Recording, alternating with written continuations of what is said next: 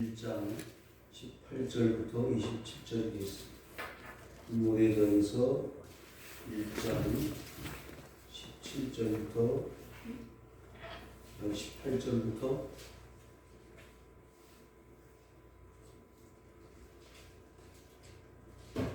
27절까지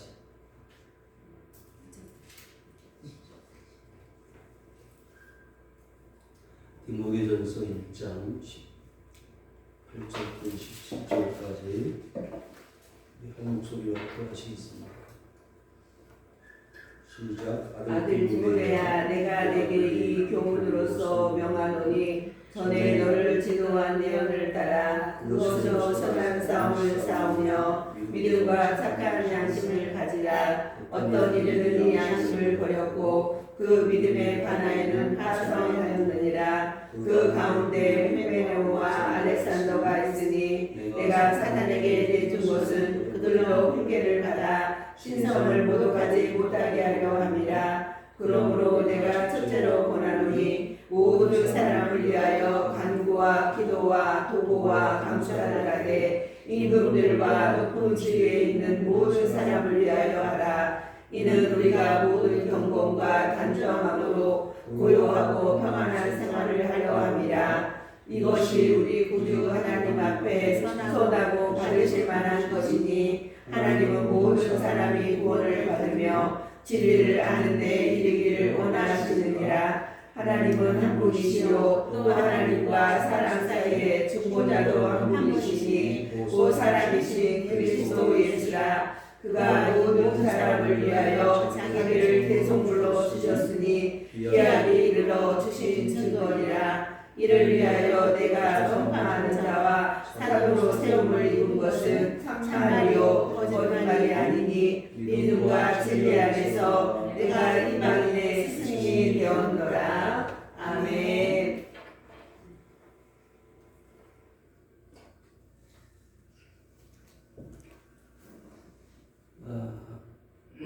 오월은 가정의 달이라고 합니다. 우리 사랑하는 성도 여러분 가정에 하나님의 은혜와 평강이 임할 수 있기를 바랍니다. 참 안타깝고 가슴이 아픈 것은 우리 교회에 지금 우리 어린이들이 보이지 않는다는 것, 항상 하나님 앞에 죄스럽고 또 말할 수 없는 안타까움으로 하나님 앞에 기도하고 있습니다. 여러분들도 동감하시겠지만은 오늘이 어린이 주일인데 어린이가 보이지 않는다는 게 너무나 안타깝고 괴롭습니다. 우리 교회 안에 약 70여 교회가 있는데 그 교회들 가운데 어린이 주일학교가 없는 교회들이 다수가 있습니다. 성도 여러분, 우리 어린 세대가 믿음을 지켜갈 수 있는 은혜가 임할 수 있도록 여러분들이 하나님 앞에 기도하고 어린 영혼들을 살려낼 수 있도록 힘을 써야 될 줄 믿습니다.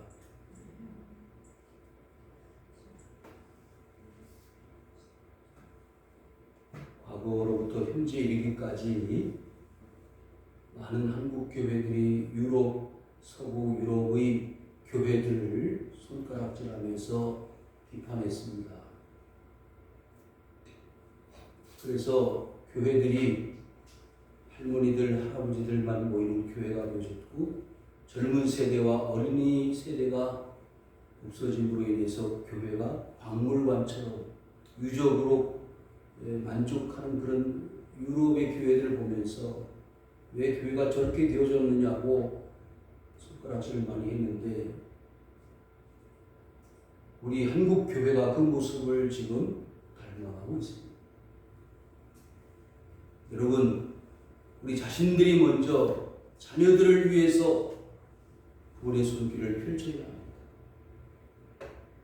이스라엘 백성들은 하나님으로부터 받은 말씀을 자녀들에게 가르치기 위해서 얼마나 애를 썼습니까? 아브라함의 하나님, 이삭의 하나님, 야곱의 하나님이라는 그 하나님 여호와를 아이들에게 자녀들에게 가르치기 위해서 술에 미간에 테필림이라는 것을 만들어서 붙여가면서 문설죄도 바르고 들어가고 나가면서 하나님의 말씀을 묵상하고 그것을 실천할 수 있도록 많은 교육과 애를 썼습니다.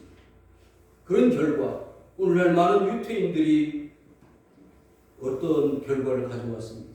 세계를 지배하는 위대한 민족이 되어지지 않았습니다. 그런 반면에 우리 자신들은 어떠합니까?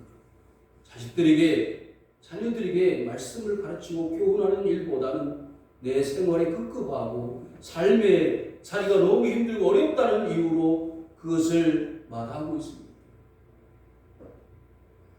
성경 말씀 율법뿐만 아니라 탈무드라고 하는 생활 교육과 지침서를 가지고 그들은 365일 율법 교육 내지는 생활 교육을 해온 것이 사실입니다.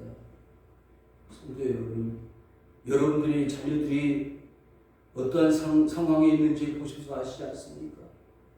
지금 개학도 하지 못하고 대학이나 중고등학생들이나 초등학생들이 지금 방황하고 있습니다. 그 아이들에게, 그 학생들에게 우리가 무엇을 제시하고 무엇을 가르쳐 줘야 하겠습니까? 하나님 없는 민족, 하나님 없는 나라, 하나님 없는 가정들이 얼마나 고통을 당하고 있는지를 우리는 두 눈으로 보고 있습니다. 사랑하는 성도 여러분, 오늘 저는 본문의 말씀을 통하여 사도 바울이 믿음으로 낳은 아들, 복음으로 낳은 아들 디모데를 향하여 간곡하게 부탁하는 메시지를 통하여 우리 자신들이 우리 자녀들과 자식들에게 무엇을 보여주고 무엇을 가르쳐 주어야 하는가를 제시하고 싶은 마음입니다. 그 마음이 간절합니다.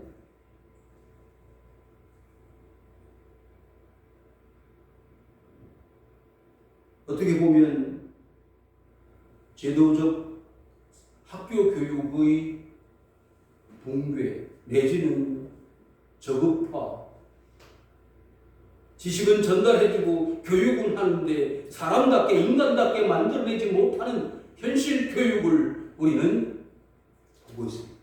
뿐만 아니라 그 부족한 부분을 가정에서 생활 교육을 통해서, 예절 교육을 통해서, 인간 교육을 통해서 사람답게 만들어야 함에도 그렇지를 못하고 있습니다. 더 나아가 우리 교회들이 그 나머지 영적인 교육과 가르침을 잘하고 있느냐, 그렇지 못한 것도 역시 사실이 옳시다. 우리는 책임이 막강합니다. 어떻게 보면 이제 우리 어르신들, 우리 신앙의 선배들에게 전수받은 신앙의 유산들을 우리 후손들에게 전달하지 못하고 우리는 하나님 앞에 할 수 있을지 모릅니다. 책임져야 합니다. 우리가 가르치지 못한 아이들, 우리가 양육하지 못하고 말씀으로 교육하지 못한 부분에 대한 책임을 우리는 하나님 앞에 가서 책임 추궁받을 수 있을지 모릅니다. 아들 디모데야, 내가 네게 이 교훈으로서 명하노니 그랬습니다.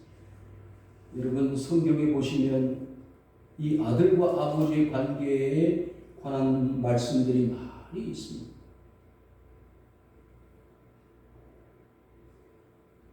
예수님께서 세례 요한에게 요단강에서 세례를 받으실 때 하늘에서 음성이 들렸습니다. 뭐라고 그랬죠? 사랑하는 아들아, 사랑하는 아들.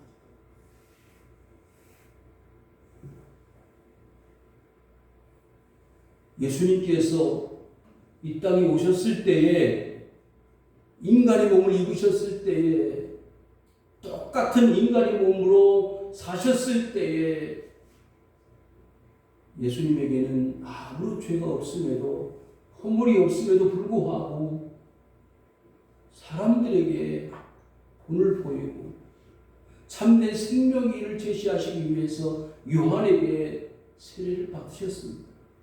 그 받으셨을 때에 하나님의 음성이 그에게 들려졌는데 내 사랑하는 아들이라 그러지 않았습니다. 조금 전에 찬송할 때에 말씀드렸던 탕자가 둘째 아들이 돌아왔을 때 그 기가 막힌 상황에서 엄청난 환대를 하는 그 아버지의 모습이 하나님의 모습이라는 것을 우리는 압니다. 우리가 일찍이 배웠던 호세아서에서 나타난 그 호세아가 자신의 아내 고멜이 자신을 떠나서 배반하고 다른 사람에게로 갔을 때 절망했던 그 호세아의 마음이 하나님의 마음, 하나님 아버지의 마음이라는 것을 우리는 압니다. 그러기에 성경 속에 나타나 있는 아버지와 아들과의 관계는 떨어질래야 떨어질 수 없는 밀접한 관계를 가지고 있고, 더 나아가서 하나님의 나라를 상속받아야 되는 상속자로서의 아들과 아버지의 관계는 하나님이 우리에게 주시고자 하는 최고의 선물입니다. 그것을 우리는 실감하지 못하고 신앙을 살아갑니다. 하나님의 은혜, 하나님의 사랑을 뭐와 같이 아버지가 아들에게 베풀어주는 그 사랑, 그보다 더 큰 아버지의 하나님의 사랑을 우리는 실감해야 한다는 것. 그래서 바울은 사실 말이 맞지 않지 않아요? 왜? 아들이 아닙니다. 디모데가 왜 바울의 아들입니까? 아들이 아니에요. 그러나 바울의 입장에서 디모데를 자신의 아들이라고 말할 수 있는 것은 육체 관계를 떠난 하나님과 자신과의 영적 교제를 통해서 깨달은 하나님의 진리의 말씀으로 터득한 가운데 디모데를 아들이라고 말할 수 있는 거예요. 예수님께서 사역을 하실 때 제자들이 찾아왔습니다. 예수님, 저 밖에 당신의 어머니와 형제들이 와 있습니다. 누가 내 어머니고 내 형제들이냐? 하늘에 계신 아버지 뜻대로 행하는 자라야 내 형제고 내 어머니가 될 것이다. 그러지 않았습니까? 성경에서 말하는 형제와 자매는, 성경에서 말하는 하나님의 아들과 딸들은 세상에서 말하는 아들, 딸이 아니옵시다. 그래서 하나님은 그 말씀 모든 신구약 성경 66권을 통해서 하나님과 우리 자신과의 관계를, 그런 영적 부모와 영적 자녀로서의 관계를 설정하고 그 울타리 안에서 함께 자유와 기쁨을 누리며 살아갈 수 있기를 간절히 바라는 마음으로 관계를 설정해 나가시고 있다는 거예요. 그런 가운데 전에 너를 지도한 예언을 따라 그것으로 선한 싸움을 싸우라 그랬어요. 여러분, 자식을 향해서 부모가 바라는 마음은 여러 가지 많을 수 있겠죠. 공부도 잘해야 되고, 건강도 해야 되고, 사업도 잘 되고, 모든 것이 형통하기를 부모는 바라겠지요. 그렇지만 사도 바울의 입장에서는 그보다 더 중요한 것이 하나 있는데, 그것이 뭐냐? 그것은 예언을 따라 사는 겁니다. 예언은 뭐예요? 하나님의 말씀이에요. 성도 여러분, 오늘날 가정교육의 실패가 결정되어 줄 수 있다면, 그것이 사실이라면 그 가정교육의 실패는 말씀 교육의 실패에서부터 온 것이라고 할 수 있습니다. 예언 교육이 안 된 거예요.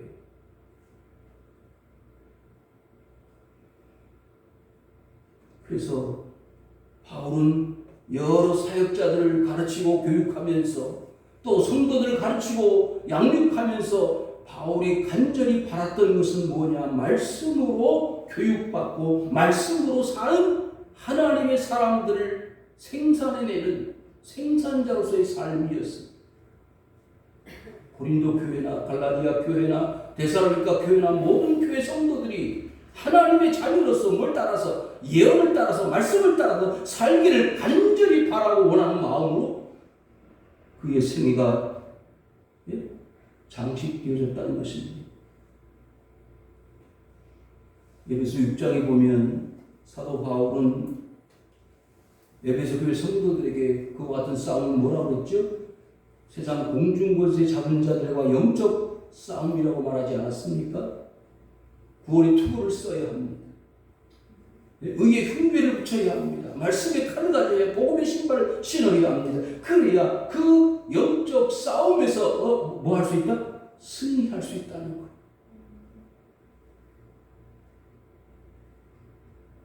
말씀을 행하고 지키는 것은 쉬운 일이 아니에요. 어떻게 보면 이 세상에서 가장 힘들고 어려운 일일지 몰라요.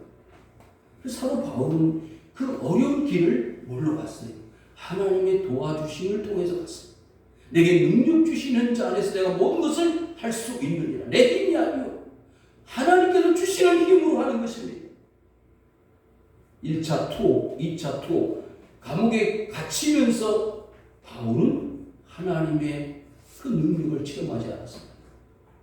그의 생애를 주를 위해서 헌신하고 자신의 삶을 온전히 주를 위해서 투자하고 헌신할 때 전도의 열매들도 나타났고 교회도 세워졌고 많은 신앙의 양육자들이 세워졌는데 그것은 선한 싸움을 통해서 얻어진 결과입니다. 성도 여러분, 지금 여러분들이 어떤 신앙의 싸움을 싸우고 있습니까? 싸우는 것이 없다면 어떻게 보면 내 신앙은 무력화되어졌다. 아무것도 할 수 없는 무기력증에 빠져있다라고 생각해도 과언이 아닐 것입니다. 시험이 없어, 환난이 없어, 고통이 없다. 그건 내가 너무 신앙생활을 잘해서라기보다는 내가 아무것도 하지 않는 무능한 그리스도인의 참모습이 아니겠는가 생각해 보아야 할 것입니다. 믿음과 착한 양심을 가지라. 어떤 이들은 이 양심을 버렸다고 했어요. 여러분, 제가 오늘 본문 말씀에서 강조하고 싶은 것이 이것입니다. 뭐냐? 믿음을 가져야 합니다. 근데 그 믿음이 실제 믿음으로서 가치를 발휘하기 위해서는 뭐가 있어야 하느냐? 양심이 있어야 합니다. 무슨 양심? 선한 양심, 착한 양심. 오늘날 많은 그리스도인들이 이게 없어요. 손가락질 받고 비판 받고 책망받는 이유가 뭔지 아세요? 착한 양심이 없는 거예요. 그래서 불신자들보다도 못한 삶을 산다고 왜 세상 불신자들이 믿는 사람들 향해서 말하고 있느냐? 믿음을 가지고 있는지를 모르겠는데 양심이 없다는 거예요. 자기들밖에 몰라. 욕심으로 가득 차 있어. 믿음이 믿음다워질 수 있는 것은 양심이 있어야 됩니다. 그 양심이 뭐냐? 세상적인 기준의 바로미터에서 체크되어지는 양심이 아니고 세상 사람들의 기준보다 더 업그레이드 되어진 양심이어야 합니다. 그래야 사람을 변화시킬 수 있는 거예요. 사람을 감동시킬 수 있는 거예요. 그것이 안 되는 거예요. 여러분, 신천지라든지 이런 이단 사이비들의 역사는 이유가 뭔지 아십니까? 기존 교회에서 양심을 버렸기 때문에 제대로 교육을 하지 않는 거예요. 말씀 교육이 없는 거예요. 그래서 그 말씀 교육과 신앙 교육은 믿음을 가지기 위한 어떤 훈련이라면 그 훈련받은 신앙과 믿음을 가진 뭐요? 양육받은 사람들이 뭘로? 그 받은 믿음의 교육을 뭘로? 삶의 실천화 되어지는 양심으로 나타나는 거예요. 너희들은 세상의 빛이다. 너희들은 세상의 소금이다. 그럴 때 소금 자체로는 의미가 없어요. 빛 자체로는 의미가 없습니다. 무슨 뜻이 아시죠? 빛이 그 말 속에 들어가 있을 때는 의미가 없는 거예요. 아무 영향력이 없어. 소금이 그 소금으로서의 모양만 가지고 있어요. 아무 의미가 없어요. 소금이 녹아지고 썩어지는 것을 부패하는 것을 막을 때 그 소금의 가치가 발휘되어지는 것처럼 우리가 믿음을 가지고 있어서 그 믿음으로 내 자신을 구원할 수 있을지는 모르겠지만은 다른 사람들이 아무 영향력이 없는 거예요. 근데 믿음을 가지고 있으면 뭐가 나타나요? 양심이 있어. 그 양심이 보여지는 것이 것이다. 뭘로? 그리스도의 편지로, 그리스도의 향기로. 그런데 그 양심을 가지고 살아가는 사람이 없다는 거예요. 자, 놀라운 말씀이 있습니다. 그 믿음에 관하여는 파선하였다. 여러분, 항해를 해가지고 오는 애들이 이제 모든 항해를 마치고 마지막 어디로 들어오냐? 항구로 들어옵니다. 그런데 항구 앞에서 뭐예요? 돌풍이 돌개바람이 불어가지고 그 배가 파손합니다. 얼마나 안타까워요. 다 들어왔는데 이제 정박을 해가지고 물건을 내리고 사람들이 하선을 하려고 하는데 이루어지지 않는 거예요. 무슨 소용이 있어요? 지금 디모데에게 이런 교육을 하는 이유와 목적이 있을 거 아닙니까? 어떤 목적? 신앙교육은 믿음 교육을 잘 받았는데 뭐가 안 나타난다고요? 실제 삶으로 나타나지 않으니까 뭐가 한 것 같대? 파산하는 것 같아요. 그래서 그 실제가 20절에 나와 있어요. 그 가운데 후메네오와 알렉산더가 있다고 했어요. 이 두 인물에 대해서 구체적으로 설명이 나와 있지 않기 때문에 잘 모르지만 어떻든 간에 이 두 사람이 이 바울에게 어떤 존재였습니까? 그 다음을 보시면 정의가 나옵니다. 내가 사탄에게 내준 것은 그들로 훈계를 받아 신성을 모독하지 못하게 하려 함이라. 그들이 뭐였어요? 지도자들이었다는 걸 알 수 있어요. 왜? 가르치고 있는 사람들이었기 때문에. 그러면 이렇게 믿음과 착한 양심에서 파손한 이 후메네오와 알렉산더가 가르치고 교육하면 어떻게 되겠어요? 하나님의 이름이 모독되어진다는 거예요. 여러분들을 통해서 하나님의 이름이 모독되어질 수 있다는 것 생각하셔야 합니다. 아, 그렇구나. 내가 믿음으로 양심으로 살지 않으면 내 삶을 통해서 하나님의 이름이 모독을 당할 수 있겠구나라고 하는 절박함과 두려움과 경외심이 있어야 한다는 거예요. 뭐가 있어요? 양심이 있어야 돼요. 그래서 지금 많은 그리스도인들이 기독교인들이 손가락질하는 이유가 이걸 모르기 때문에, 이것을 의식하지 못하기 때문에.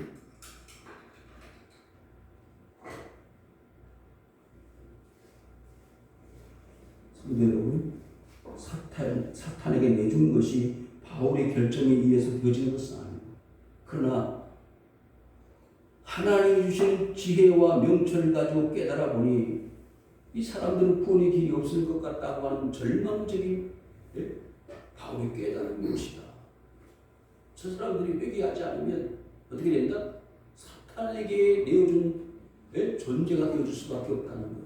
그럼에도 불구하고 바울이 이렇게 말하는 것은 저들이 신성모독을 하는 가운데서 어떻게 하면 회개하면 돌아올 수 있다는 가능성을 가지고 이 메시지를 누구에게? 디모데에게 하는 거예요. 디모데야, 저 후메네오와 알렉산더와 같은 사람들이 양심을 버리고 믿음에서 파손하였는데 그와 같은 자들을 어떻게 하라? 회개시켜라. 하나님께로 다시 돌아오게 하라 라고 하는 묵시적 가르침과 교훈이 있다는 거예요.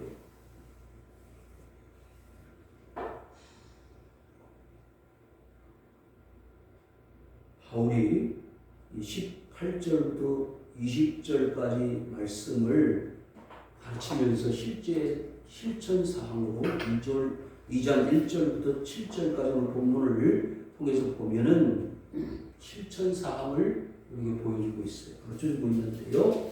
첫째로 권하노니 모든 사람을 위하여 간구와 기도와 도구와 감사를 하라고 했어요. 그러니까 이런 믿음과 착한 양심을 가지고 말씀 예언을 따라 살기 위하여 할 수 있는 일이 무엇인가? 나 자신은 그 예언을 따라 살고 있어. 그런데 아직도 그 예언을 따라 말씀을 따라 살지 않는 사람들이 있기 때문에 뭐 하라는 거예요? 기도하라는 거예요. 그렇잖아요? 이 도구라는 말은 좀 어려운 단어이긴 합니다만은 다른 사람을 위해서 기도한다는 거예요.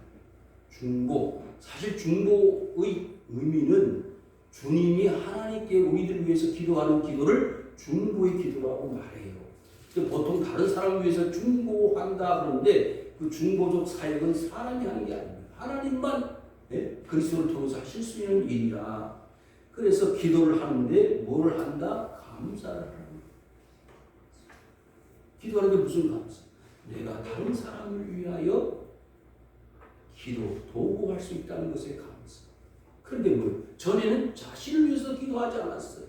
자신도 말씀을 따라 살지 않았어요. 그런데 하나님을 알고 기도하면서 믿음을 가지고 양심을 따라 살다가 보니까 누가 생각나요? 이런 후메네오와 알렉산더 같은 사람이 생각이 나니까 그 사람을 위해서 뭐예요? 기도하는 거예요. 그 사람을 생각하면서 눈물이 나오는 거예요.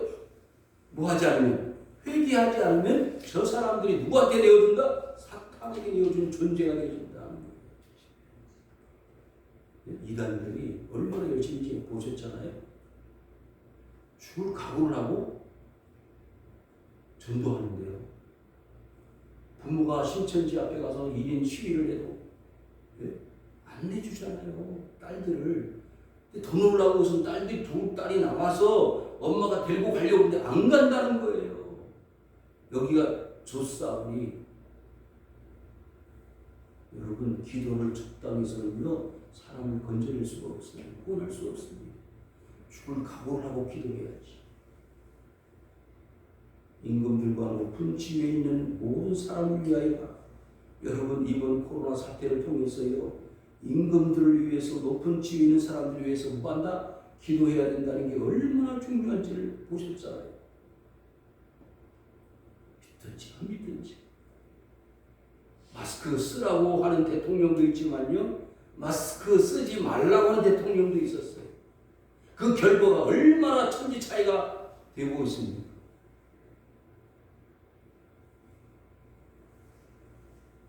그런데 왜 그 임금들과 높은 지위에 있는 사람들 위해서 기도하라고 했느냐면요 그 밑에 보세요. 그것은 그들뿐만 아니라 우리가 모든 경건과 단정함으로 고요하고 평안한 생활을 하려 함이라. 누구를 위해서도? 나와 우리를 위해서도 지도자들을 위해서 기도하라는 거예요. 공산화되어지거나 신앙이 자유화가 깨어져 버리고 파괴되어져 버리면 어떻게 돼요? 예배 못 드리는 거예요. 지금 우리 한국교회가 중대한 기회에 서 있습니다. 왜? 또 한 번 코로나라든지 어떤 큰 혼란이 오게 되면 나라에서 정부에서 일방적으로 예배를 금지하거나 방해를 하면 어떻게 될까 하는 그런 염려들이 교회 안에 있습니다. 그래서 소강성 목사님 교회에서 세대 교회에서 세미나를 했는데 이야기를 들어보니까 코로나 이후 시대의 교회라는 주제로 세미나를 했습니다. 그래서 이런 시련과 어려움이 앞으로 계속 반복될 때에 성도들의 신앙이 얼마나 유지되어질 수 있겠는가. 이번 코로나 사태를 통해서요 큰 교회들이 성도들의 숫자가 3분의 1 정도로 줄어들 것이다 라고 진단을 하고 있습니다. 3분의 1. 그래서 나라의 지도자들을 위해서 기도해야 됩니다. 물론 코로나 사태 이후에도 신앙이 과거 코로나 이후 전보다 더 굳건하게 세워져야 되겠습니다만 그렇지 않을 경우에 우리들은 그에 따른 대책과 그리고 계획을 가지고 실천해야 할 때가 되었습니다. 이것이 우리 구주 하나님 앞에 선하고 받으실 만한 것이 뭐가요? 이렇게 다른 사람을 위해서 기도하고 나라와 민족의 지도자들을 위해서 호소하는 것, 하나님 앞에 구하는 것이 하나님 앞에 선하고 아름답다고 했습니다. 더 나아가 하나님은 모든 사람이 구원을 받으며 진리를 아는 데 이르기를 원하신다고 했습니다. 이보다 더 큰 하나님의 뜻이 어디 있겠어요? 우리는 수없이 신구약 66권의 말씀을 묵상하고 읽으면서 말씀을 들으면서 이것을 놓치고 있습니다. 한 사람이라도 더 구원하고 더 진리에 도달하는 데 이르기를 원하시는 하나님의 열망을 외면하고 있다 이 말이에요. 뭐 때문에? 나 자신의 개인적인 이유와 목적 때문에. 그 진리가 뭐냐고요? 5절, 6절입니다. 하나님은 한 분이시요 또 하나님과 사람 사이 중보자 한 분이시니 또 사람이신 그리스도 예수. 이게 진리예요. 그러니까 진리를 알아야 돼. 진리를 알면은 삶이 달라져요. 목사님 그렇게 말씀하시는데 그 의미가 정확하게 뭐예요? 그것은 제가 가르쳐 드릴 수 있는 부분이 있고요. 하나님이 성령으로 깨우쳐 주시는 부분이 있어요. 그런데 제가 하나님은 한 분이십니다. 하나님과 하나님 사람 사이의 중보자, 우리를 구원하시기 위해서 이 땅에 오신 예수님도 한 분입니다. 아무리 외쳐도 뭐하지 않으면 하나님의 성령님으로 내 속에 들어와서 그것을 깨우쳐 주지 않으시면 모른다는 거예요. 진리를 알지니 진리가 너희를 자유케 영접하는 자고 그 이름을 믿는 자들에게는 하나님의 자녀가 되는 권세를 주셨다고 했는데요. 요한복음 6장 40절에 잘 아는 말씀인데요. 하나님의 뜻은 뭐냐? 하나님의 뜻은 세상에 하나님의 아들로서 이 땅에 오신 예수 그리스도를 아는 것이 하나님의 뜻이라고 하지 않았습니다. 그래서 뭐가 진리예요? 그 하나님이 계시고 그 사람 사이에 하나님과 하나님 사이에 중보자 계신 그리스도가 계시다는 게 진리인데 그가 모든 사람을 위해 자기를 대속물로 주셨으니 기약이 이르러 주신 증거니라. 때가 차서 이 땅에 도저히 구원의 길이 없음을 하나님이 아시고 구원의 길을 통해서 이 땅에 그리스도 예수를 보내신 것을 믿는 것이 뭐라고요? 진리라고 말이에요. 그 진리를 깨닫는 것이 하나님의 원하십니다. 그래서 디모데에게 나 자신 사도로 부름을 받은 나 자신 바울도 뭐라 그랬어요? 내가 전파하는 자와 사도로 세움을 입은 것은 참말이요 거짓말이 아니니 믿음과 진리 안에서 내가 이방인의 스승이 되었노라. 내가 이방인들의 스승으로 하나님 나를 세우신 것을 나는 혹시 믿는다. 그건 거짓말이 아니고 참말이다. 참말인데 너도 마찬가지야. 그런 의미가 아니에요. 너도 예언을 따라 살고 선한 싸움을 싸우고 기도하고 모든 사람들이 하나님 앞에 회개하고 돌아오는 것을 하나님이 원하신다면 너도 그렇게 해야 되지 않겠느냐. 그런 뜻 아니겠습니까? 여러분 말씀을 정리하는데요. 하나님은 우리를 바울이 디모데를 향해서 아들이라고 부른 것처럼 하나님 우리를 아들로 부르시는 거예요.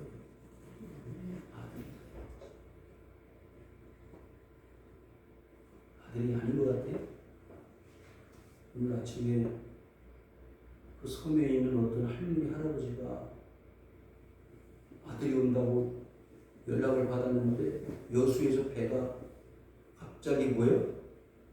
기상 예보가 나왔는데 뭐 태풍이 부는지 바람이 불어가지고 배가 못 뜬다 그러니까 어머니 제가 배를 못 타고 갔대요. 그랬더니 다리가 팍 풀려가지고 어머니가 주저앉았고 고문도 그 다음날 배를 타고 오니까 너무 좋아하는 거예요. 누가? 어머니가 있는 거 없는 거 반찬 다 만들고 그런데 아들이 못 온다 그러니까 다리가 풀려버렸는데 그 다음날 오니까 너무 좋아하시는 거예요. 아들이 오니까 도라이발 가지고 뭐 풀어진 나사도 쪼이고 뭐 창틀도 청소를 하고 그래서 꼭 좋은 것만 아니겠지요. 아들이 그냥 오니까 여러분 하나님 앞에 오면요 누구와 같아? 아들.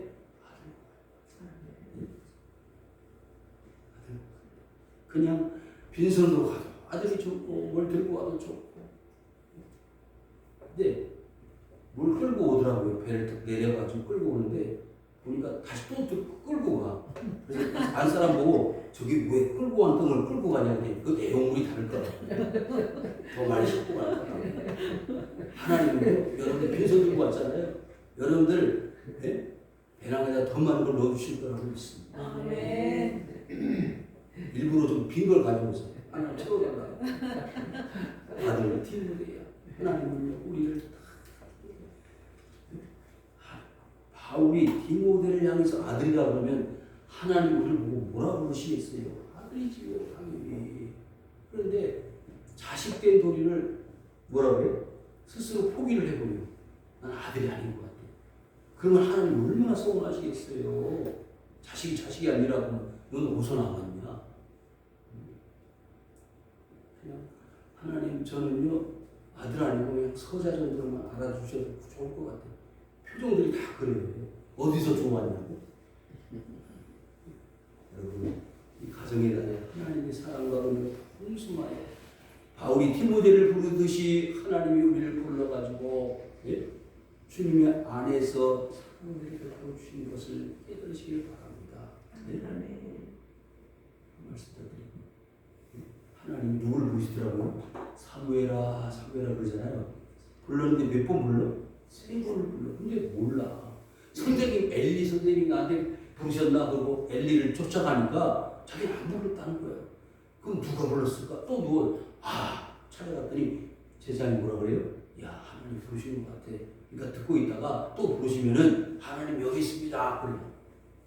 여러분들도 마찬가지예요. 하나님이 부르시는데 아유 누가 나를 부르지 자꾸? 아유 교회 가기 싫은데 자꾸 나를 부르지? 교회에서 보는 건 하나님 부르시는 거지 뭐가 있겠어요. 네? 그래도 하나님 나를 불러주신다는 게 축복이지. 네? 안 불러주시면 그게 축복이야.